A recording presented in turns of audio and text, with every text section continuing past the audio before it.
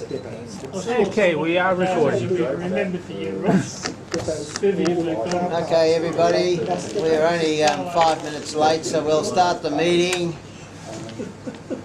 Still don't listen. Good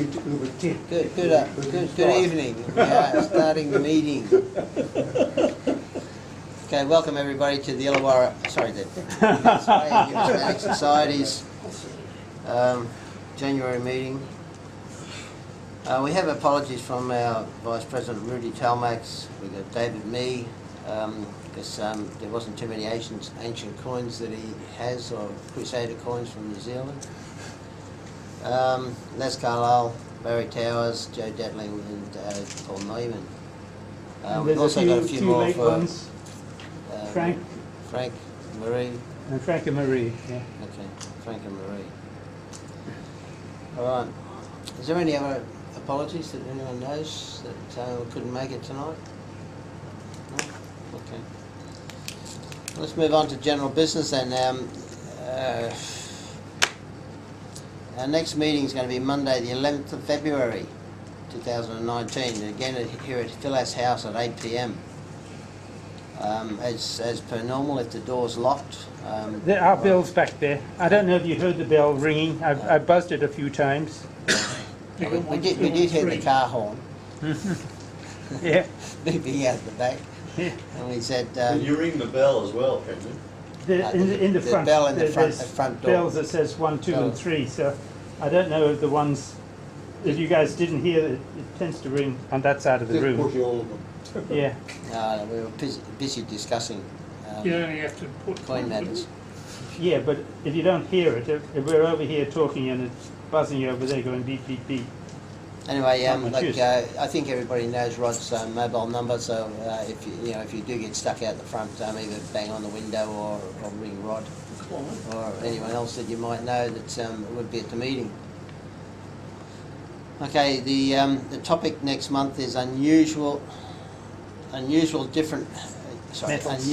different metals used in coins and metals.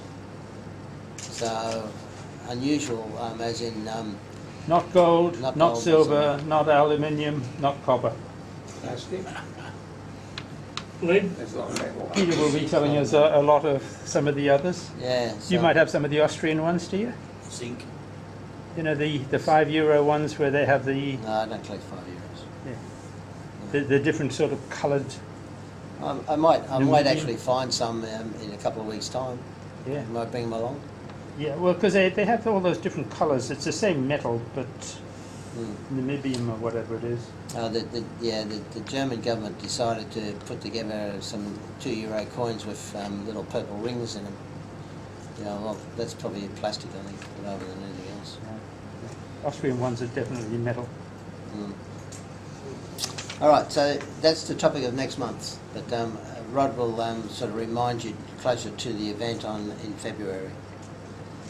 On the table here, we've got Rod's got the ANS George III shilling medals for sale, $10 If each. you're interested in any? Right, these are the ones that the ANS are producing as a proclamation series, and Rod's got the next offering right there. If you're interested, just see Rod. I think we've all been You've asked all by bought Rod. yours so far, so it's just George and Ross to go. Rod's a good salesman, so he gets everybody as they walk through the door. If they want it. Okay, now the big thing is auction number 36 has commenced, and you've probably already been told about that on the internet. via email or like on the website. It's going to close at the February meeting, so you've got a month to have a look at it and bid on whatever item that you want. It's quite a large auction because it's something like 165 lots this time. It's just that we've got a bit of a backlog, and Rod put together 165 lots. It's twice as many as normal. Yeah. Twice the normal size. Now it's going to, as per normal, you can bid online if you like, but if you come to the February meeting, you'll have the opportunity to bid one more time for the lots, which then sort of you can quite easily knock out the postal bidders. So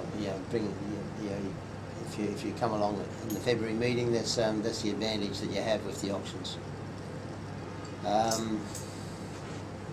Yeah, so have a look on the website, because it's all listed there with photos as well. Took me a week, solid week, to get that all done. Yeah. I was brain dead at the end of it. And he does a good job. I've noticed that there's been quite a few bids on the lots already. Yeah. So it seems to be going to be very. But I very haven't good heard option. from the two big bidders, which are Judy Blackman in Canada and Michael White in Perth. Okay. Neither of them sent anything, so I'll have to send them an email specially saying, did you get the information that the auction's running? Yeah. Is there any other general business anyone wants to bring up? Of any? No. Okay. Well, tonight, yes. Oh Mark, yes, we should definitely. Stand. Yeah, as you probably all know that we in the past month we had the passing on the 4th of January Yeah. from Mark Freehill. He passed away. Unfortunately, there was quite a few people that went to the funeral at the time. There is a booklet on the service for those that want to have a look at it. Thanks, Ross. So yeah, look, Mark was Even Philas News right, got it in. really, Philas News, where Morris produced this on the weekend. And it's sitting up here, and there's a photo of Mark, because he used to attend some of the Manly stamp and postcard fairs and what next. yeah. I read that Mark Freehill was actually instrumental in getting Rod to join the ANS some years ago, quite a few years ago. So Mark Freehill was a long-time member of the ANS. He was president For a few years. What else is there anything else you want to talk about with Mark? Not really. Mark was, initially he was into coins, but banknotes was his real challenge. Those of us who went to his funeral heard how Mark was very thrifty, let's put it that way, and he had a reputation, and overseas everyone called him Mark Freeloader because he used to turn up and stay with people, saying, I'm coming over, can I stay with you, sort of thing. He wouldn't mind asking. And it was mainly because he had limited cash, but he wanted to use it to buy banknotes and coins and things. He didn't want us to spend it on there. And he had I don't think anybody's seen his entire collection, but he had some lovely notes and some lovely coins. And they're still there. I mean, he probably has one of the best banknote collections probably in Sydney that he's been collecting over the years. God knows what it's all worth, but he sort of saved and scrimped and what next to put it all in this. Now he's passed, he's probably got $1 million collection, but no family. No family. Hope he's left the ANS and the IBNS something. Yeah, well, like if you ever sort of Jim Noble's looking after his estate. Yeah. Well, Jim had his power of attorney, Yeah. so Jim was looking after everything. yeah, well, if you ever went to the IBNS meetings, whenever Mark displayed any of his banknotes, you could really appreciate just exactly what he collected, and Collected everything. They were excellent banknotes. So and Probably had better postal notes than Ross. Any great rarities he kept him hidden. No, he was a miserable bugger, that one. He really was. No, he wouldn't share information. He'd always drain you of information. Yeah. But we still loved him. Yeah. And yeah. All right. Well, listen. I think we'll all be upstanding for a minute's silence in respect to Mark.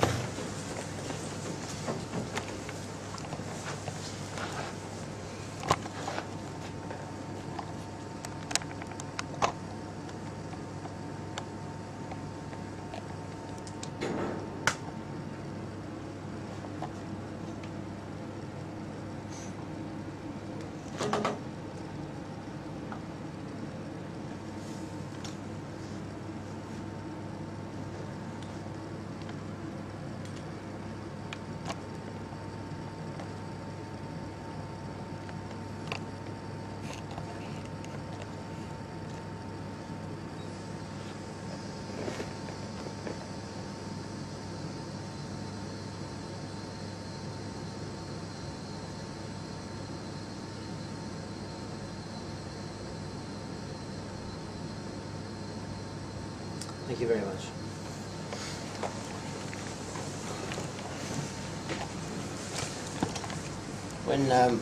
When we were at the funeral and people were repeatedly sort of commenting on Mark's ability to stay with friends, it sort of made me think about whenever I go to Europe.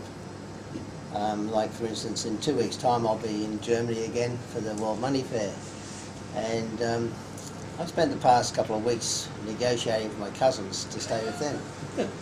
Yeah, well, but I suppose maybe it's a little bit different than what Mark used to do because he didn't have relatives.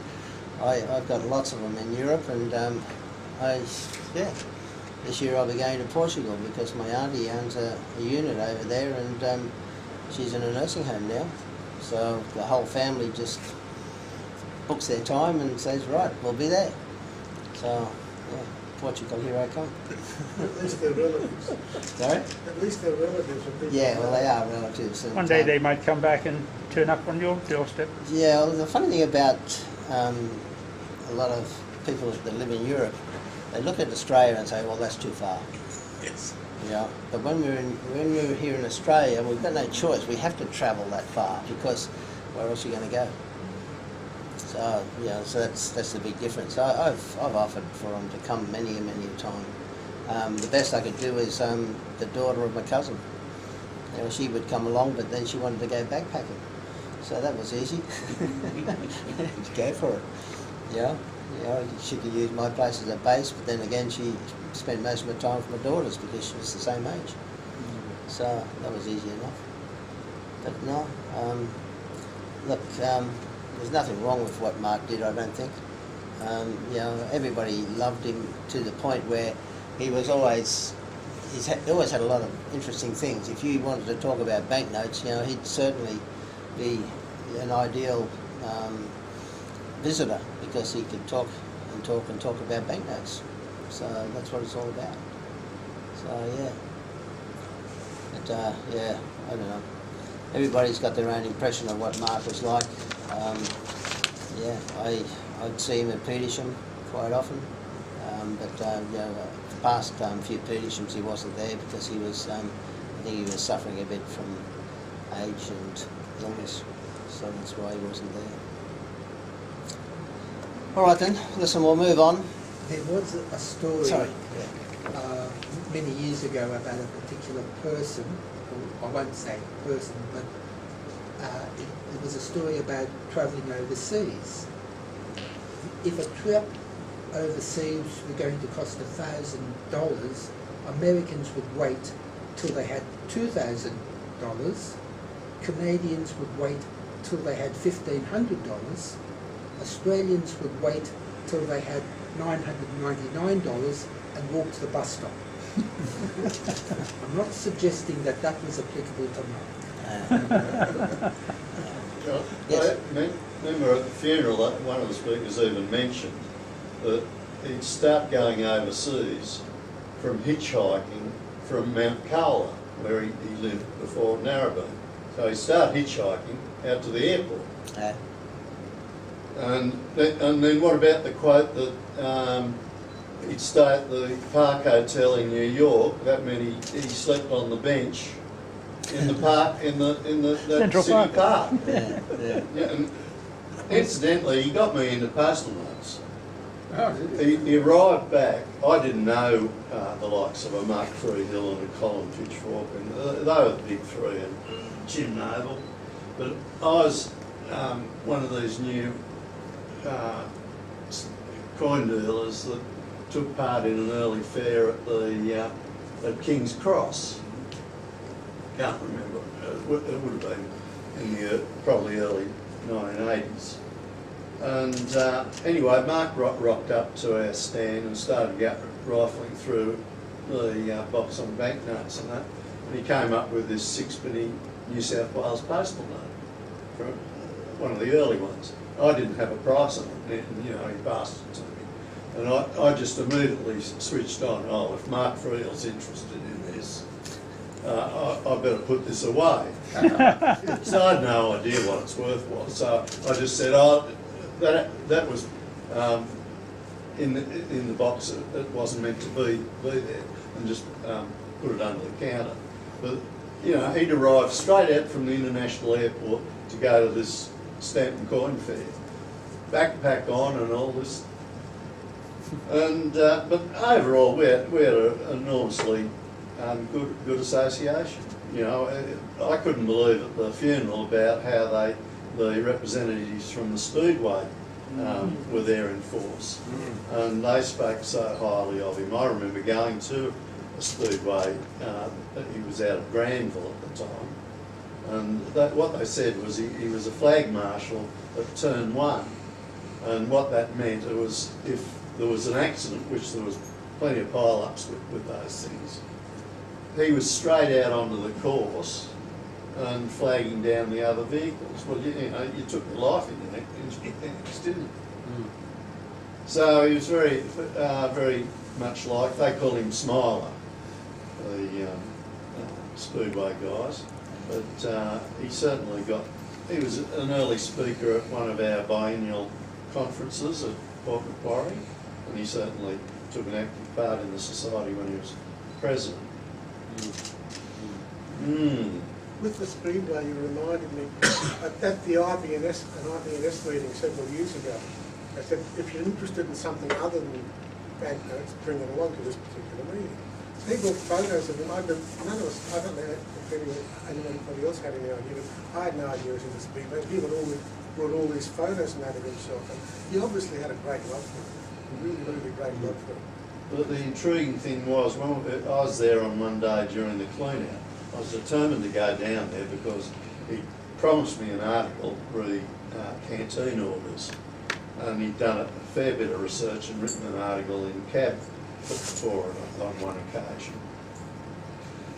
I felt a bit guilty that I hadn't gone and visited him in hospital, but he was coming home to supervise this clean-out of his house, and you got no idea what the inside of the house was. It was just, it was a corridor. It really was.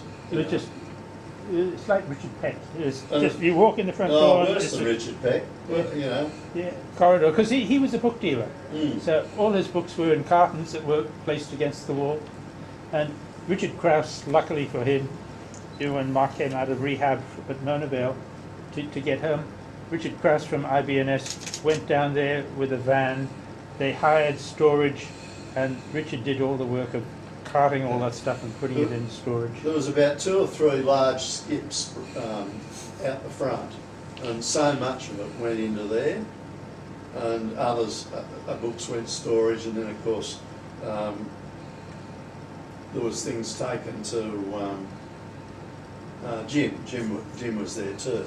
I took him to the bank that day, and he was, you know, he's pretty frail, but he was certainly compass-mentis. You know, we have a chat, and he came out of the bank. The bank looked after him fantastically. I was surprised how good the Commonwealth Bank were to him, you know, because he was trying to change a few things around. But he said, "Oh, Ross, I'm down to my last 85,000. You know, I don't know, you know." Yeah, but that's probably in cash. Yeah, oh yeah. You know, right. All the houses well over $1 million, you know. Mark little had fibro place down all there. his coins and things at Jim's. Now, Noble Numismatics used to be a National Australia bank, and there's this big vault under a set of stairs in the back. When we go to the back room, you have to go past the gate, the big door, but it's a huge vault in there, and half the stuff in there is Mark's. You know, Mark kept all his stuff in there. But when I said, "Oh, you have to get your stuff out of Jim's," and he said, "Oh, yeah, I don't have all my stuff in Jim's. I got a lot of it in safe deposit box as well." So you know, there's banknotes in safe deposit box and things. So yeah, he's got a lot of stuff. In the early 90s, after I left Qantas, I took a golden handshake with Qantas, and I was looking for work. I phoned Mark up and said, you know, you're running all these phone card fairs that were the hot thing at the time. And Mark used to run a fair every month at the Menzies Hotel. And I started working for him.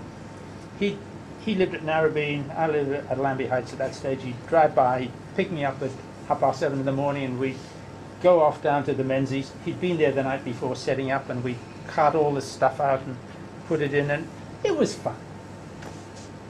It really was good fun. I enjoyed it thoroughly, and you know, Mark was a trader. How long did it take you to clean this house out? No, I was only there for a few hours, but we did find the things that I was looking for, and he was genuinely wanting to share it with me. He wanted to find them so I could continue with it. But I've taken it home, and it wasn't of great use really, because I had most of the information that he'd already had. It melded in nicely. But there was a lovely handwritten letter from a old customer of ours in the Crime Colony days, called Colin Brinkman. He's down in, I think he's down Albury Wodonga way. But I ended up giving him a call. He said, "How did you get there? You know, it was great to hear your voice, you know." And we had a good chat, sort of thing. He's still an A&S member, Colin Brinkman. When you said he was interested in that poster, that Mark's interested in it, it must be good. Yeah. For several years I've been going to the IBNS annual thing at Canberra, and we'd always have an auction where people contribute things to be auctioned off. And if ever Mark started bidding for something, everybody knew this was a good man. And other people would come in too. Well, another funny side of it, because I don't know whether I jogged his memory, but he had a locked room in the house that was full of a lot of goodies, and from floor to ceiling. And anyway, Jim's down there, you know, loading up the stuff for auction, you know, getting the stuff out of that room for auction. And he got really concerned about these postal notes. So at one stage, Jim had the Lexus absolutely chockers, and Mark gets out there and says, "I haven't found the postal notes, Jim. We're going to have to get everything back out again." Like Jim's time was precious anyway, you know. He was all about to scoot back to Sydney. They're getting it all back out again, and suddenly they found them in the room. But see, where I'm a little bit bitter about him, but you know, we'll put that aside. He got hold of this Norfolk Island postal note. Came from Melbourne up to Sydney and then on to Mark. I never got a look in, but I got told about it. I managed to get copies of it because it's extremely important. But Mark got it, and no way he'd share it with me or tell me about it. He'd only inquire, "Oh, have you seen any Norfolk Island notes, you know, like this?" And even on that bloody day, you know, like I was showing him an article in the Post Order News or something that had the Norfolk Island, he says, "Oh, have you seen one of those?" And anyway, when his collection came out and he showed it to me and the bloody thing's there, he goes, "Oh, I've got one of those." Yeah. But, and the other sad thing, of course, is that the banknote collection that is so vast is probably not going to be auctioned. It's going to be, you know, probably given to some institution overseas. Yeah. And that's, I get upset about that for the sake of other collectors, because you've seen what happens with these type of things. The majority of it will get put in a vault. Few items will get put on display and say thank you very much, donated by Mark Freehill. And what I'm hearing further about that is that some museums actually demand you to catalogue them all at your expense before they accept them. Well, I can imagine that, because a lot of museums are cash strapped. What's even worse, I think, is a lot of museums are in the position where they're having to discard items. So you donate stuff to a museum or the state library or something, and in 30 years' time, somebody that knows nothing much about it says, "Oh, it's just museum, just gets rid of it." Yeah, great pity. Yeah, like there was one, I can't remember who I was talking to, but at the wake, somebody mentioned that they believed that his banknotes were going to go to the British Museum. Yeah, I'm not certain that's But anyway. you know, whether that was because he had whether it was, you know, his collection was like a lot of British Commonwealth stuff that he had, but the museum never did have. So, you know, I think he was going to send it over there, but you know, I don't know. But it's you think that when Jim finally catalogues any of Mark's stuff, that he's going to put in, like how he normally does, X Mark Oh, I'm full sure he will. location? Yeah, He will? Yeah, certainly. He might even put it in as a subsection. You know, Special- very often with special. collections. You might put Yeah. the whole collection in a book, Yeah. a smaller book. It's a small book. Yeah. Maybe. He'll have fun cataloguing all the postcards and the rest of the books. Yeah. Books. Have fun with the books. Yeah. Mm. Good luck with the books. It's still there. Yeah, yeah. All right. Any other general business? No. All right. We'll go. We'll move on to the. John, Yes. Oh, sorry, George. A few years ago, we at one of our meetings, we had a topic of ships and boats on coins, medals and tokens. I came across this one here. It's an Australian bicentennial, and Tall Ships Australia. And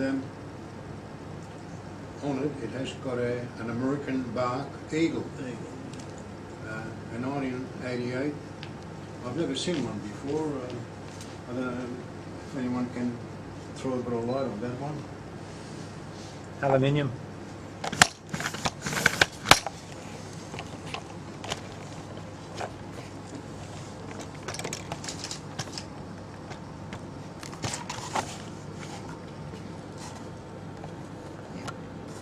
I know a little about that one. When that vessel was in Sydney for the bicentennial, they were giving those out by the handfuls. And if you had a look at the people who were giving them out, their hands would turn black because of the aluminium. I was talking to Tony, and there's another version of that in bronze, which I think was a presentation piece. Same design, different metal, but rarer than the aluminium version that is on display today. Okay. So it's the tall ships, eh? Yeah. The bicentenary. It dropped in on Newcastle as well, and that's where I picked up my copy of the same piece. Yeah. It obviously went to many ports along the way.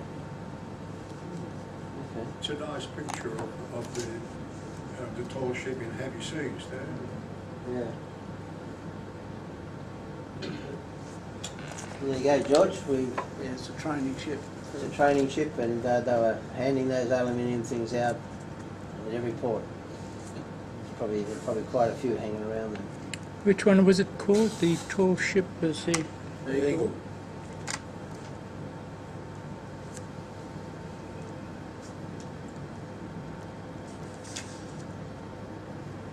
Tall Ships Australia. Yes. Bark. Right, our theme for tonight was New Zealand and Pacific Islands. So we might just move on to anything that represent New Zealand and Pacific Islands. Who's got something to share? Okay, Jane, you can go first. No, you go first. You can break the ice. Break the ice.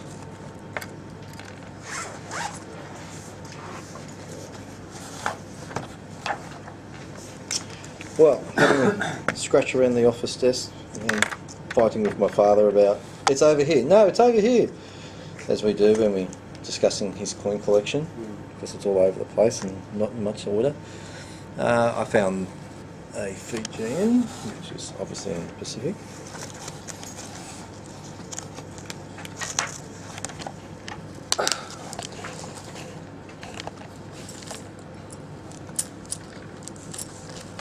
And then we found, well I found, because he went off to watch Who Wants to Be a Millionaire.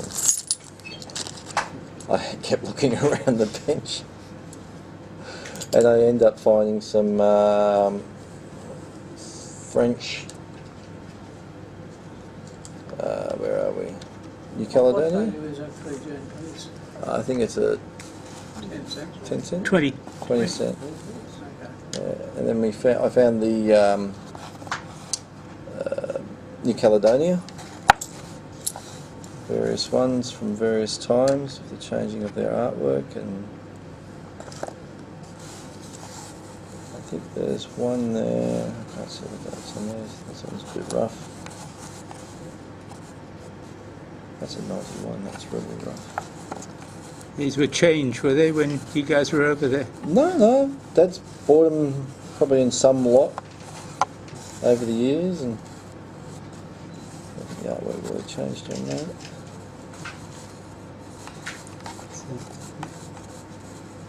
Contract goes that way. And then of course we found the New Zealand ones. And we've got pre-decimal.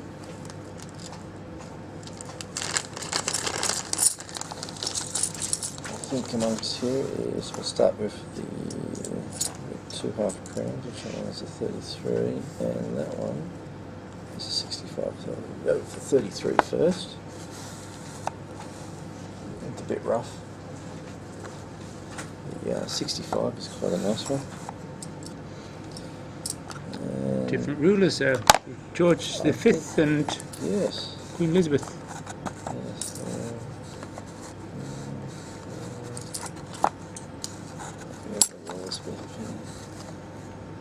1940 half crown is a hard one. Was it 1940? It's like the white tangy. Well, not as expensive as the white tangy. There's a 41.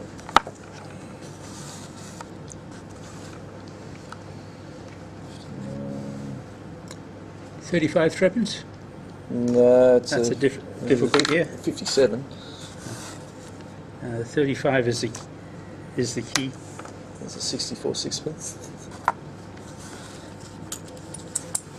And then we go into the modern coinage, decimals. This is just all laying across the desk, little piles, and keeps going through. And then you put something on top of it and lose it all again. And he runs around the room going, "Where is it?" Naturally, your collection is in sequence. At least it's in one safe, not scattered across. My New Zealand stuff, only the shiny ones stayed. The rest got put into change. Yeah. Mixed with Australian. But with the 20-cent pieces, we've got 3 of The Liz's. 50 cents Endeavour in 94. It's a bimetallic. But we have, if you flip them over, it's got 3 different heads of Elizabeth on those ones. Right, excuse me, what was that? You said the Endeavour The 50 cent Endeavour, when? New Zealand, 94. 1990. It 1994. was bimetal. It was a bimetal, 50 cent. So, Let me have the classic one. it's the only one they put out. And then we have some banknotes. You don't have the 2 cent Bahama Mule. If he finds all this stuff, he probably does. That's one of the hard ones. We forgot to mention that the New Zealanders got the $1 and the $2 about the wrong way, but they're the right way. Is it? One is bigger than the other, yes. Yes. Ours is So what fitted in our poker machines to our advantage? All of the copper nickel coins were the same size. Yeah, but The this 5 one cents, at 10 $2, cents. One at $2 Opposite around. No, not the ones and twos. The gold coins were Poker were never machines the only same. take $1 coins. But when they used to take the 20 cents, And they also like cash. about the polymers. You got the Kiwi polymers, and I didn't bring any. No, we've got the old ones, but I've got some New Guinea ones here. I've got a New Guinea 9th South Pacific Games, Papua New Guinea 1991, when they started using holographs and that on the side.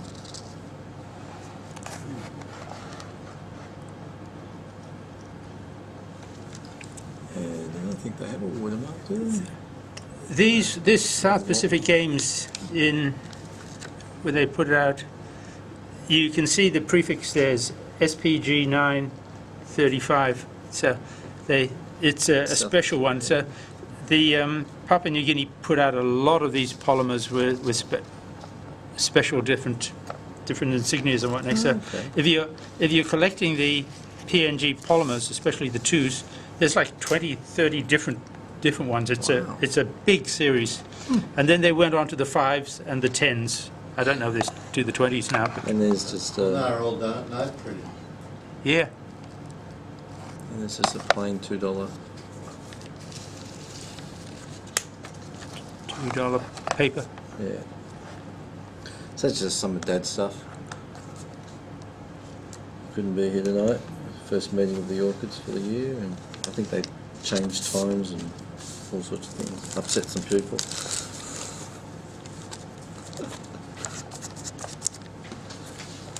Thanks for that, Grant.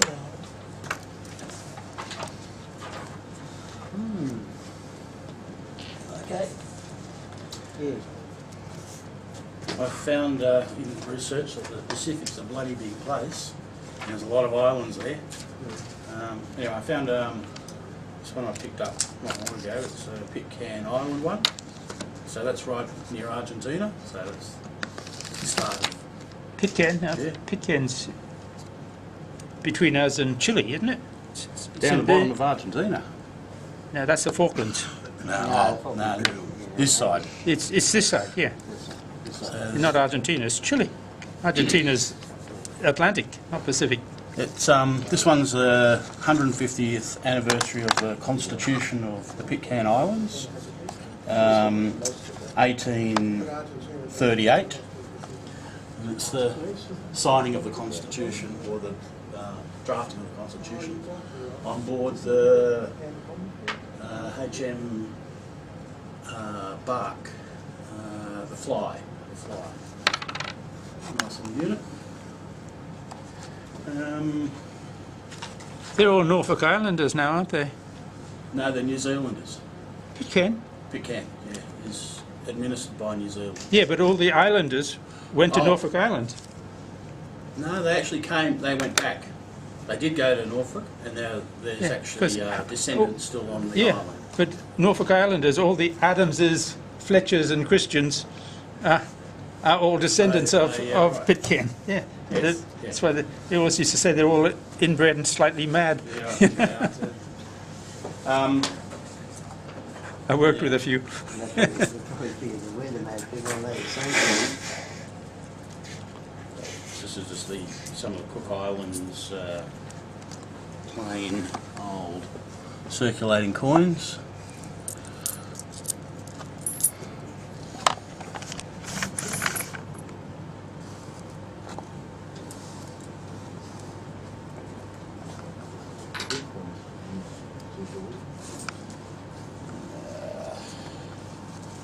Fiji.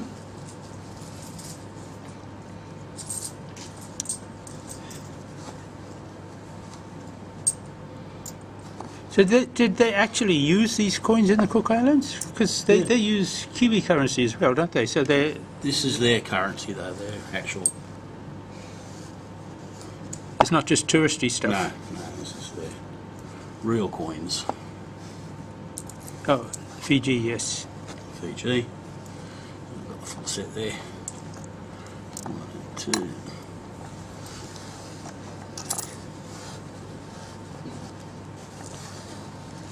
And what else was there? Oh, yes. So, pre-decimal shilling. I've got too many. I'll just show you the New Zealand ones that I've got.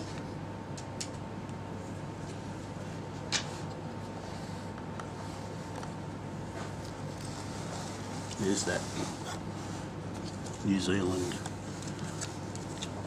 $2, I think that is. Is it a dollar? Dollar. $1. There's $2 gets bigger. there's that nice 50. Yeah. Pretty picture. And a 20.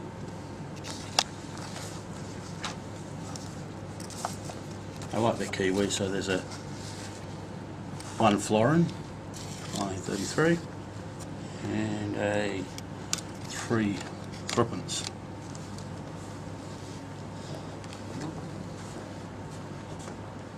That's it. Thanks, Ian. Thank you. 33. What a shame it wasn't a 35.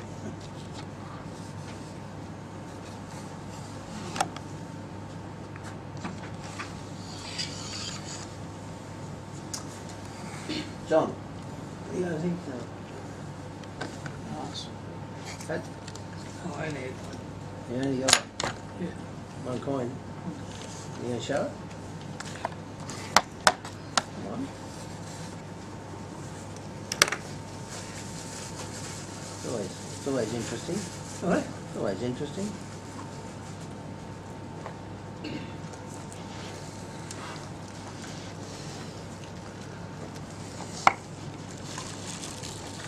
I had a brother-in-law that was interested in bees, and it's a New Zealand coin. This is the bee coin that The everybody... bee coin. Bee coin. Everybody talks about. Ah, very nice. You can take it out if you want to. Just the coin. We can look at it just as well. Yeah. Yeah. Look like a bit of honey around it. Yeah, Manuka honey type of thing.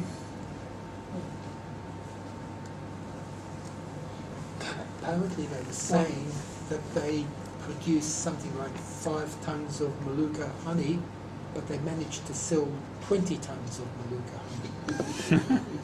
That's probably right. Are they non-circulating legal tender then? Yeah, that's a legal tender. But it will cost you more than $1 to get it. It's got the queen on the back.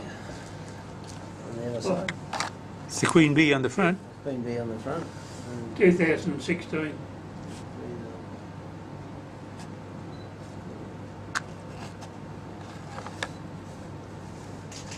So who produced Treasury? Yeah, in New Zealand.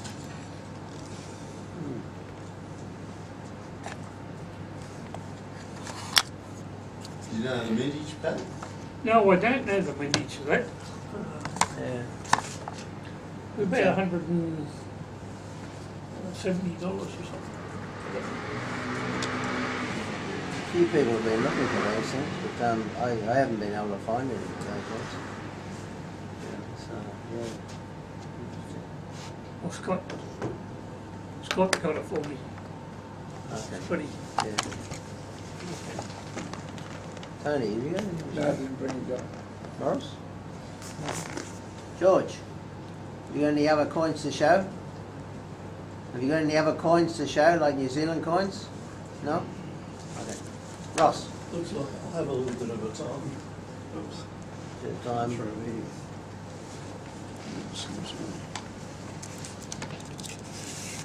I've got a Running few out here of too. time as usual, so it was easier just to grab an album. Yeah, the album. Yeah.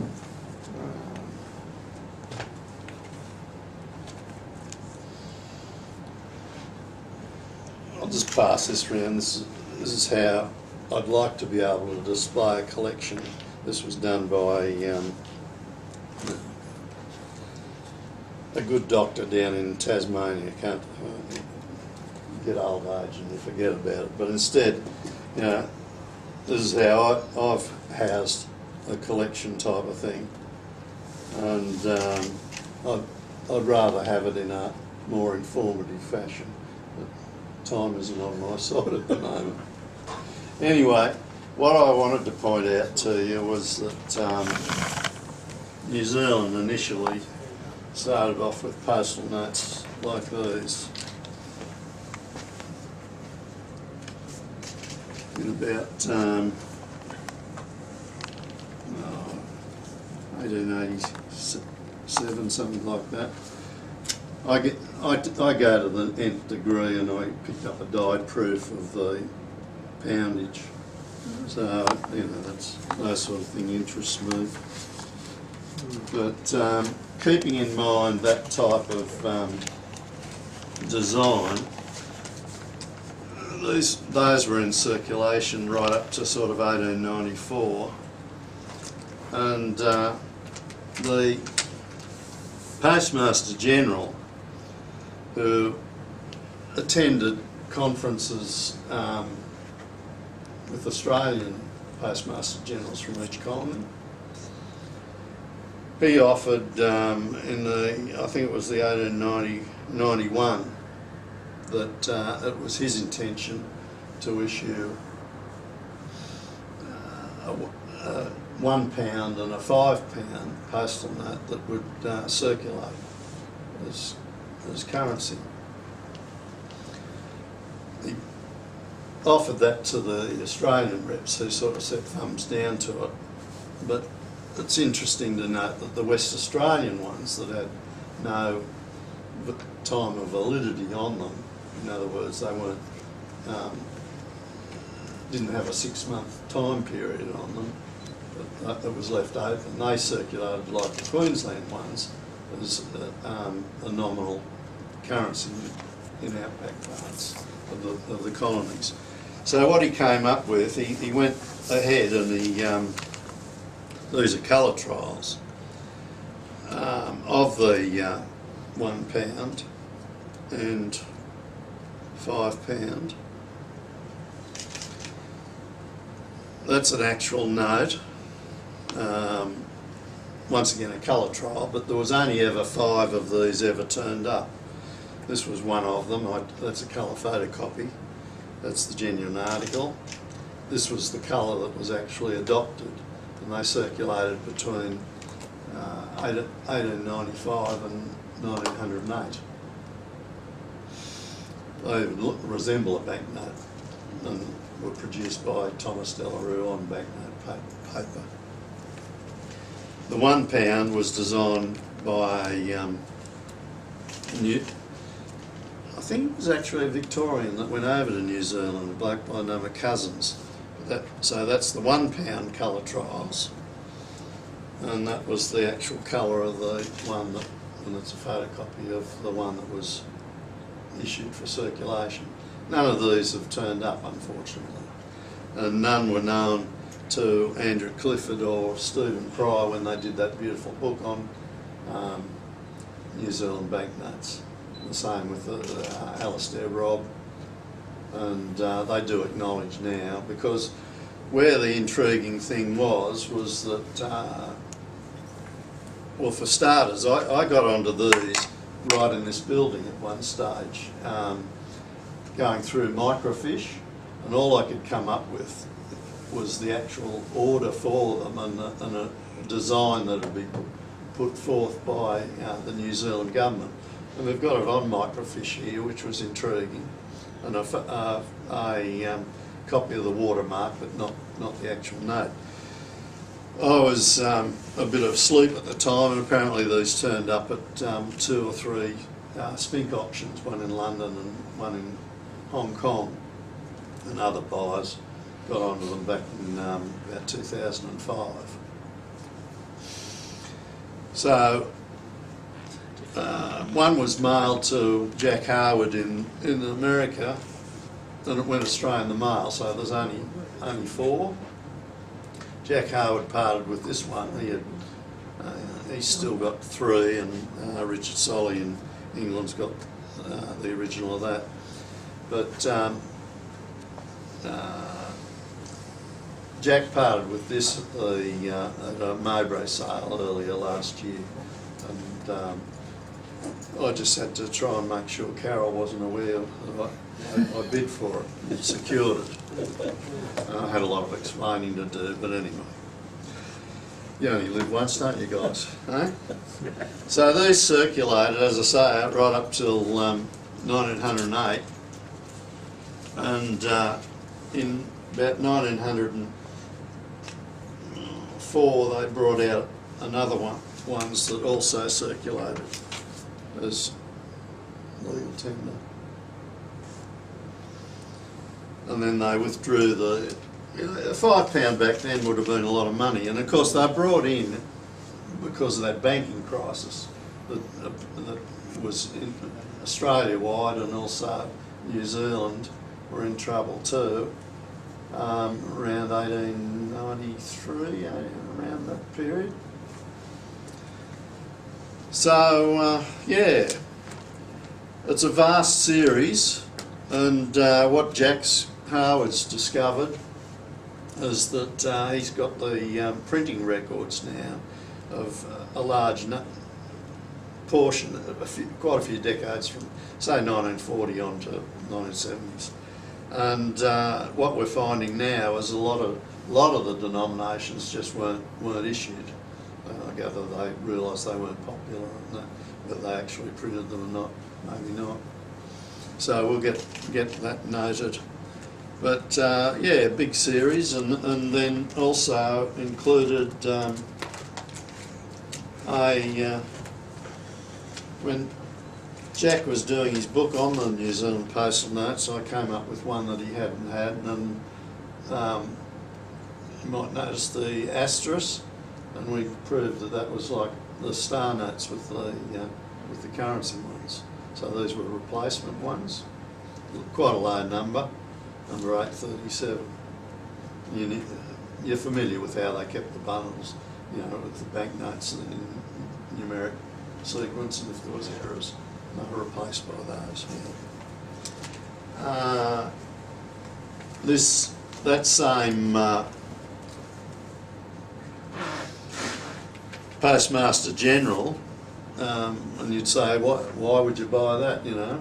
Well, it just happens to be postmarked on that first series of watermarked postal note paper.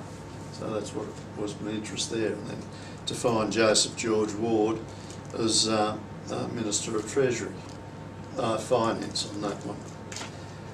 He also then became Prime Minister of New Zealand, so quite a character. Any questions? They still use postal notes? No, they're onto a money order system too. No. These were the type of things I got on the last trip. I think they use credit cards now. They're a money order type thing that they've got. Yeah. It's called PayPal. PayPal. So there you go. Very good. Thanks for that, Russ. That's good. All right. Okay. Rod, have you got anything to show? Yeah. PNC, New Zealand Thank PNC. you. No. First of all, Well, the funny thing was, Jim managed to pay my bill with Mowbrays. So they sent what's the big fella from New Zealand that's with Jim? Tony Grant. Tony Grant. And Tony Grant got it on one of his many trips. He brought it over, and I attended an IBS meeting, and who gives it to me but Mark? And I thought, he says, "Oh, aren't you going to show it?" And I straight away thought, "Oh, I know what Mark's like," so I didn't show it on that occasion. Just a But we did show it in due course. This was a New Zealand 50 cents commemorative that was issued in November last year for the centenary of Armistice. I suspect with the colouring you don't see little dots and what next in the colour, so I'm not sure if that centre bit is something that's stuck in rather than sort of painted on. Sort of looking at it through glass, I have my doubts whether, you know, how it was all fitted out, but there was a stamp expo in Dunedin in November last year, and New Zealand Post distributes a lot of their cash, and New Zealand Post was selling rolls of these 50 cents because they had a stand there at the stamp fair, stamp expo, and so you could buy up to 2 rolls per person. So I didn't know this was issued, but my friend Graham was over there, and he knows I collect bimetallic, so he said, "Oh well, this is close to a bimetallic, you know, I'll take some back." So I got some of those. So from what you've just said, you don't believe the Canadian government is going to sue the New Zealand printing department? Well, because this hasn't been produced.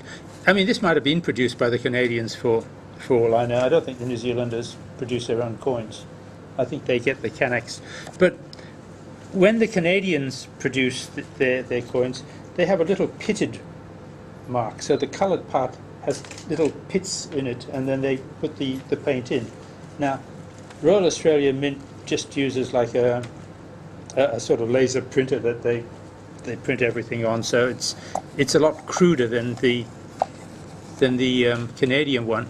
But this one is just so much nicer than either of them that I don't think it's. I think it's a centerpiece that's just been stuck in there. I could be wrong. It may not be. Anyway, I've got a few banknotes and things to show you as well, including what would probably have to be my biggest mistake ever.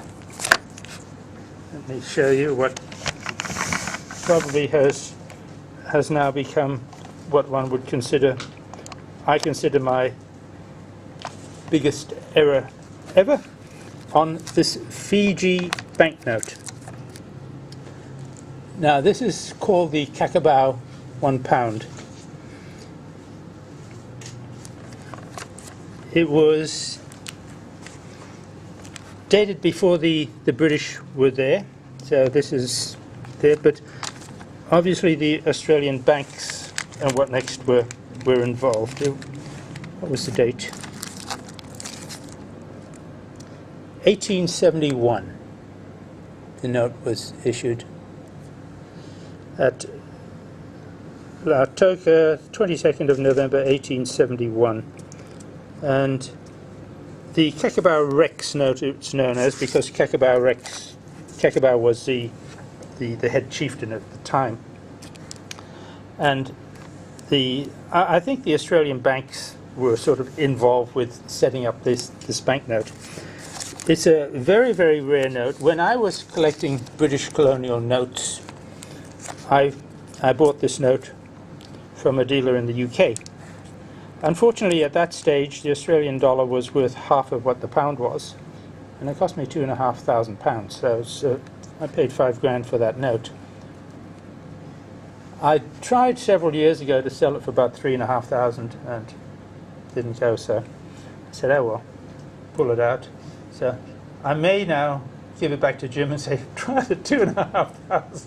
Let's try and get some money for this note that's just sitting in a file doing nothing, because even though I still have a lot of banknotes, they're not as important to me as they used to be. Mark that? Oh yeah, I think Mark saw it. I'm pretty sure Mark saw it. He wasn't interested. Not at that price. Take it. Hello, Mark. Yeah, he had a chance to buy it from the Nobles auction, and he didn't. So he would have liked it, because really there's only half a dozen known of them, and it's very rare. Kerry Rogers was interested in this one too, because Kerry Rogers was heavily into collecting Fiji and what next. So he saw it as well, because I met him at Nobles once and showed him the note, etc. So it's a very, very rare early Fijian note.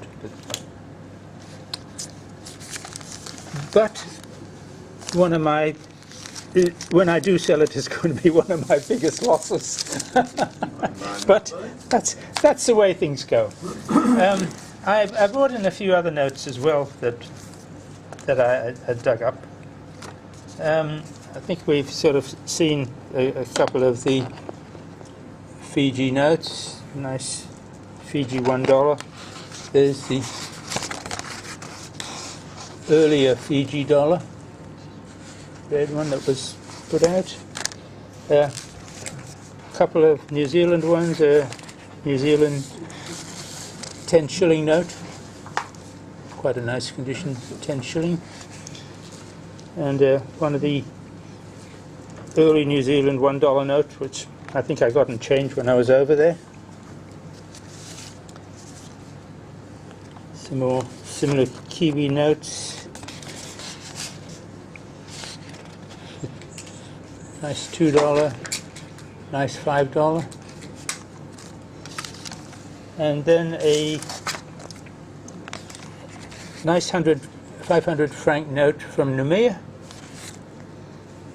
A nice New Caledonian 5,000 franc note. French put out some lovely notes, very, very pretty series of notes. And on the other side was a nice 500 franc note from Papieti and a 1,000 franc note from Papieti. Lovely French notes.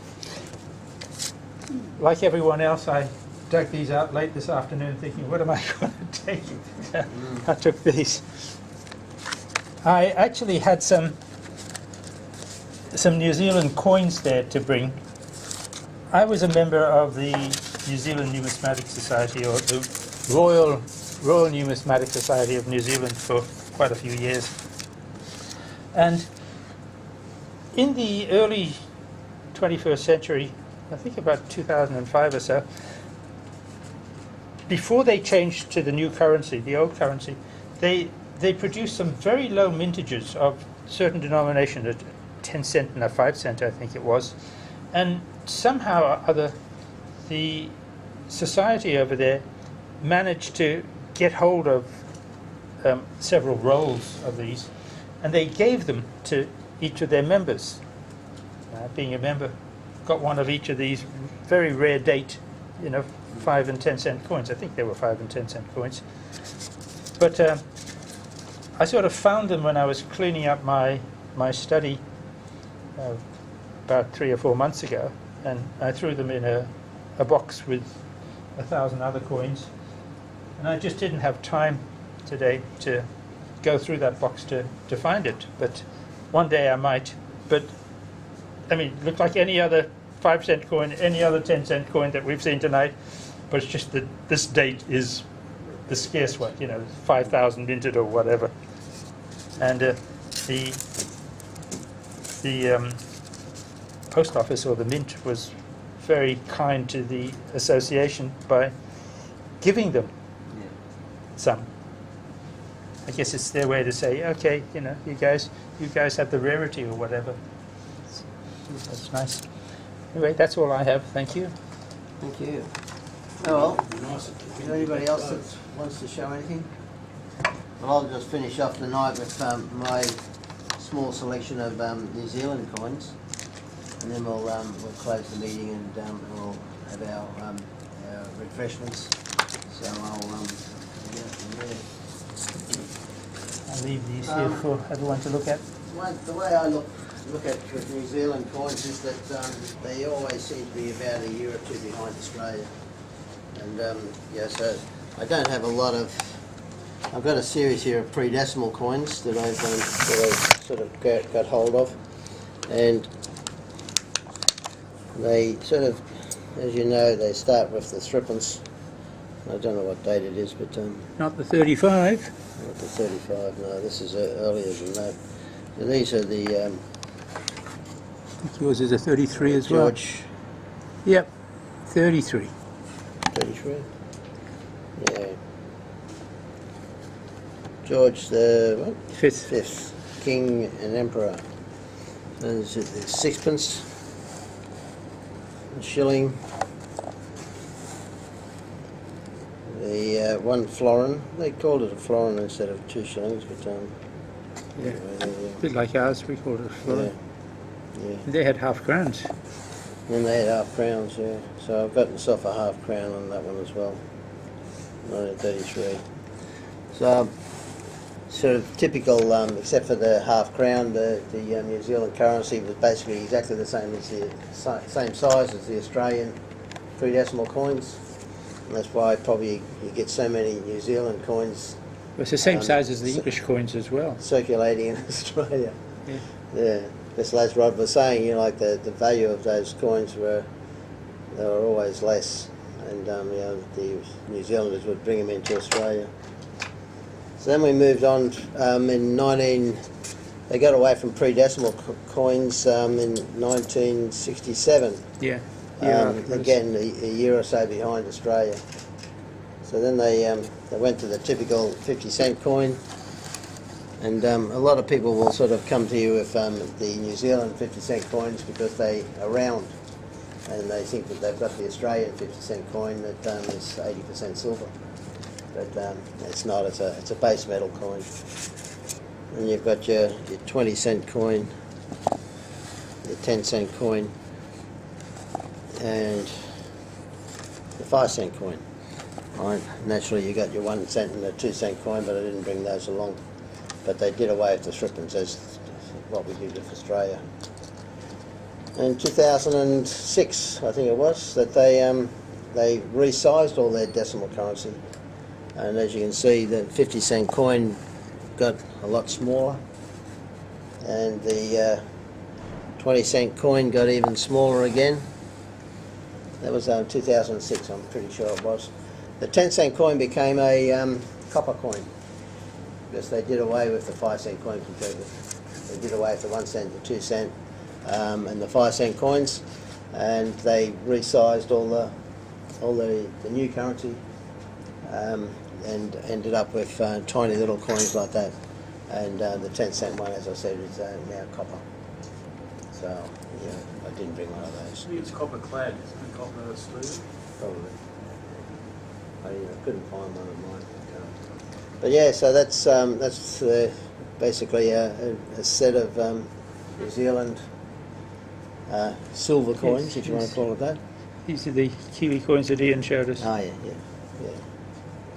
So it's, that's the old series. I think their $2 coins are the same size as our $1. No, they got it right the way around. You know, the $1 is smaller than the $2 coin. You know, which is something that a lot of people tend to have a bit of an issue with in Australian currency. You know, our $1 coin is bigger than a $2 coin. But yeah, these ones that Ian showed, they're proof coins. They're quite nice coins as well. But that's yeah, for 2006 is the magic year that they changed all their currency. So that's them. All right, well that's about it for tonight. Yeah, you're welcome to have a look around and have a look at all the notes. Like up front, and then we'll have our dinner. And those of you who haven't got the medals, I'm happy to sell it to you. Last two, and next month back here on the 11th of February. Yep. And unusual metal. So thank you all for coming. John, what about those New Zealand ones and twos? Are they the same size as Australia? I know that they're reversed, but are they their $1 against our $2? Is it the same size? No. No. They're not. It's So this is the $1 Yeah. New Zealand. So that's the $1 New Zealand, and the $2 is a bigger one. Right. You didn't have one here. $2 was the same as our $1. Yeah. Oh, here. Yeah, this one here. Right? Yeah. The $2 is the same as our $1. I don't think so. I think it's between, isn't it? Is it? No, so that's the New Zealand $2, and that's the New Zealand $1. Yeah, they're not the same. Where's an Aussie $1? Yeah. Isn't it the same as that? No, Smaller. No? a little bit smaller. And the Kiwi $1 is again smaller than that. It So wouldn't work in the poker machine. That's why they've done it. Yeah. Oh, video, I'll get you to keep I it. wondered whether that's why they. Who owned that dollar? change. Yeah. Whose dollar was it? One, thank you. All right then. There are other little items in here that people might want to have a look at. The article about Mark Freehill that's in the Philas News, and we've also got the Queensland branch newsletters that if anyone wants to sort of have a look at that as well. All right. Thank you. That's it.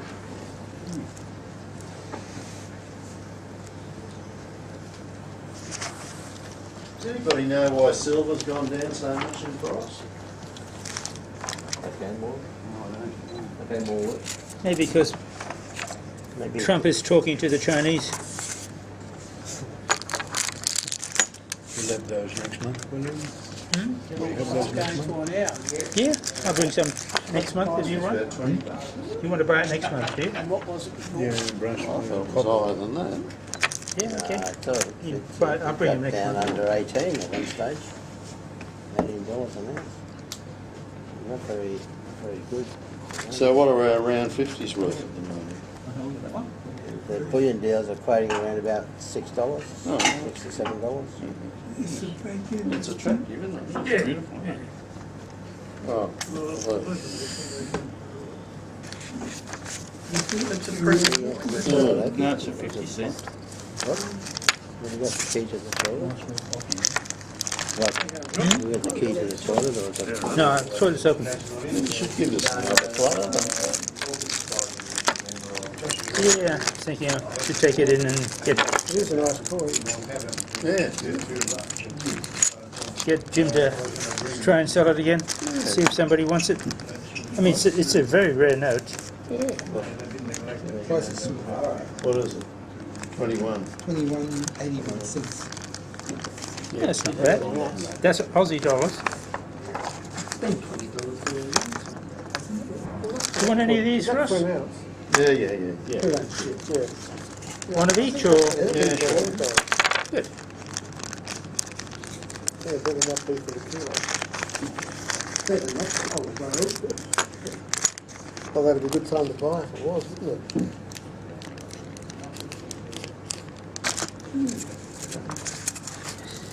One of my big So what am I up for there?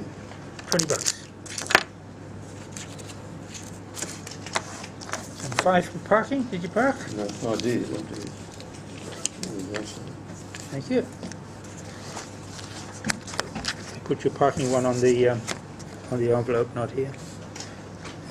Today's the 14th. 14, 1, 19.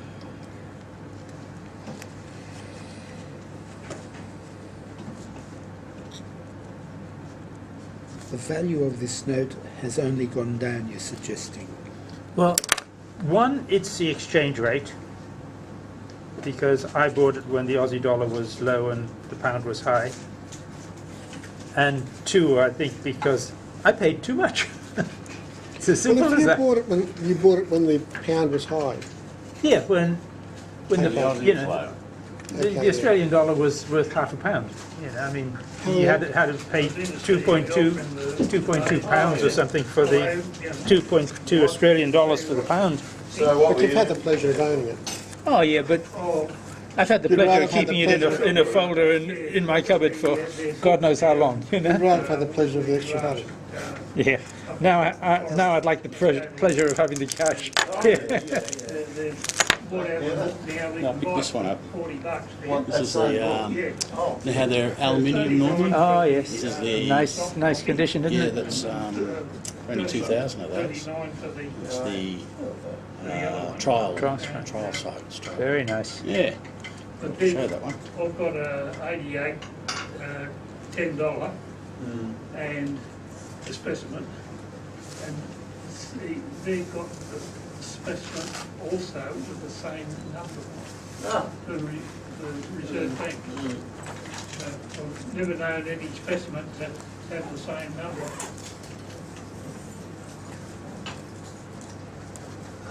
Specimen number.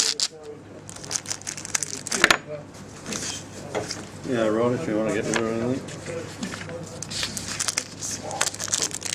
Thank you, sir. Thank you. Now I've got to put this one in the.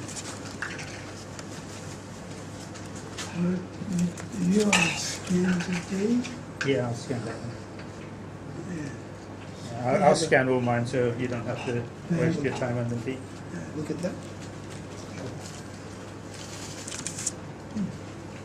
This one. You can take it out. Yeah, there's a young girl that works for it too, that's really Yeah. good. To me, it doesn't. It looks as if it's too good to be sort of inkjet or whatever. You know. Okay, gentlemen, it's been a pleasure. See you next month. See you next month. Who had the name on me? They used to be on. No, they were. They can't. Evening. Not as good as the arch ones, are they? cold behind it.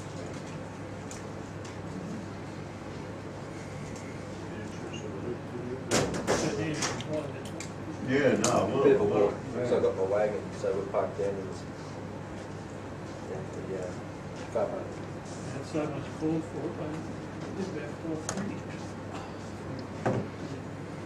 Wouldn't get too expensive to give away. To give it the original ones like that. mm, She had a lot of work to give her that one pedal too.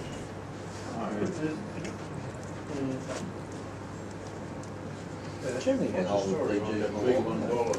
Yeah. Germany had hold of 3G for a while. No, they had rickety. no. No, 3G's no, always been it's proof, British. a proof set. Because Proof coin. New South Wales sort of administered it in the 1890s. About 1500. Then the British were there. How many they sold? I mean, let's face it, Australia was British. Well, Yeah. It was about 1484 or something. I know, You know, Drew, I've got I the got from, kicking around No, home they- somewhere on It's the on the Battle of the certificate, I think Falklands. they do them, isn't it? the First World War Battle of the Falklands. Yes. And Been on that one of the certificate.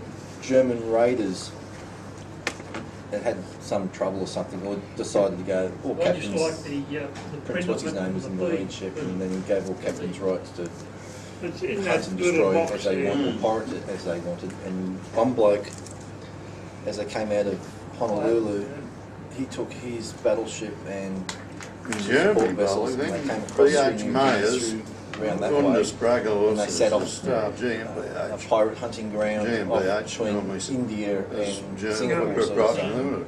He just zapped them up there. Mm. Refueled his own boats, put a couple of his own officers in charge of some boats so they didn't sink. And Yeah. Yeah, that he's sort of good at stuff. that. There was a German raider doing that, the Atlantis. George, a German man. There's a good book. George? The German George. raider. A German man. And then Minted in Germany. Germany. the Yeah. Brits chased one bloke, Mm-hmm. and he must have thought there was a river, an estuary one, and he ran his ship up in there thinking, yeah, I'll hide, because it was a black bottom style one. But It's a pretty the coin. tide went out Yeah. and dropped his There's one boat of them. onto the mud. And the British just sat out there and went, so what are you going to do? Well, that was with the tall ships, wasn't Up it? a German No, this is the drafting of their I thought constitution. Tony Dolan coming to a meeting. Um, Didn't say IT.